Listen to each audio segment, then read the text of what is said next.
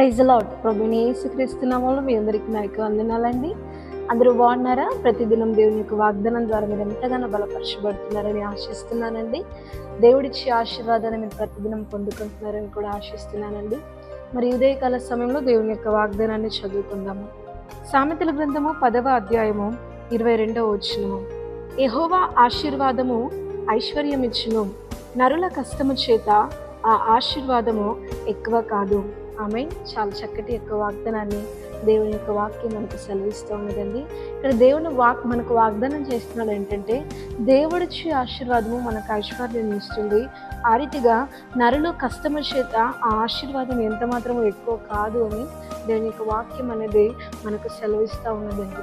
అవును, చాలా శరీరం అలసిపోయినా కానీ చాలామంది చాలా కష్టపడుతూ ఉంటారు. ఎందుకు కష్టపడతారు అని అంటే, వాళ్ళ కళని నెరవేర్చుకోవడానికి. ఈరోజు నేను కష్టపడుతున్నాను కానీ నా లైఫ్ కొంచెం ప్రొఫెషనల్గా ఉండాలి, ఒక కంఫర్టబుల్ లైఫ్ని నేను లీడ్ చేయాలి, నా చేతిలో ఎప్పుడు డబ్బు ఉండాలి అని చాలామంది వాళ్ళ లైఫ్ని గుర్తు చేసుకుంటూ వాళ్ళు చాలామంది కష్టపడుతూ ఉంటారు. ఈవెన్ వాళ్ళ శరీరాలు అలసిపోయినప్పటికీ కూడా.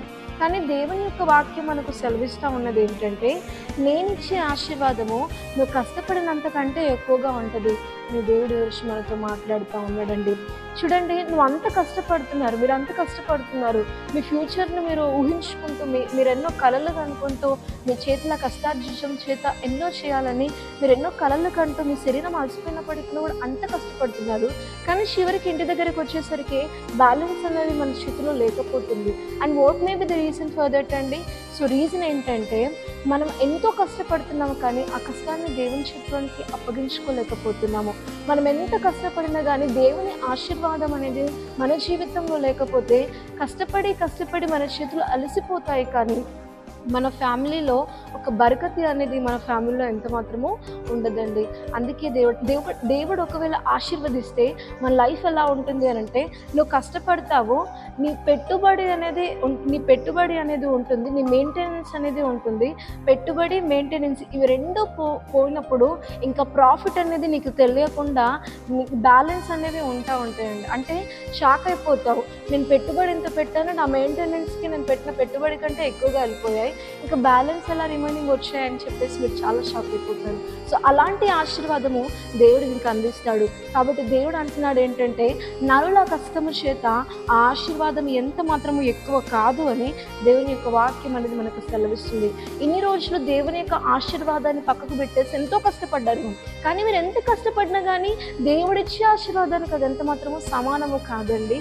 దేవుడు ఎప్పుడు మిమ్మల్ని అప్పిచ్చేవారిగా ఉంచుతారు కానీ అప్పు చేయువారిగా ఉంచడు, తలగా ఉంచుతాడు కానీ తోకగా ఎంత మాత్రము ఉంచును అని దేవుని యొక్క వాక్యం సెలవిస్తుంది. కాబట్టి కష్టపడి ఇన్ని రోజు చాలా అలసిపోయారేమో, కానీ ఇప్పుడు దేవుని చేతుల్లోనికి దాన్ని అప్పగించండి, దేవుడు ఆశీర్వదిస్తానని ఈరోజు మీకు వాగ్దానం చేస్తున్నాడు. అట్టి ఆశీర్వాదము, ఇట్టి వాగ్దానము ప్రతి జీవితంలో అది నెరవేర్చబడును గాక. ఆమేన్. ప్రార్థన చేసుకుందాం. పరలోకమందున్న మా తండ్రి, నీకు మహిమ కలుగును గాక. చాలా చక్కటి వాగ్దానాన్ని ఈరోజు మాకు మీరు అందించారు ప్రభువా.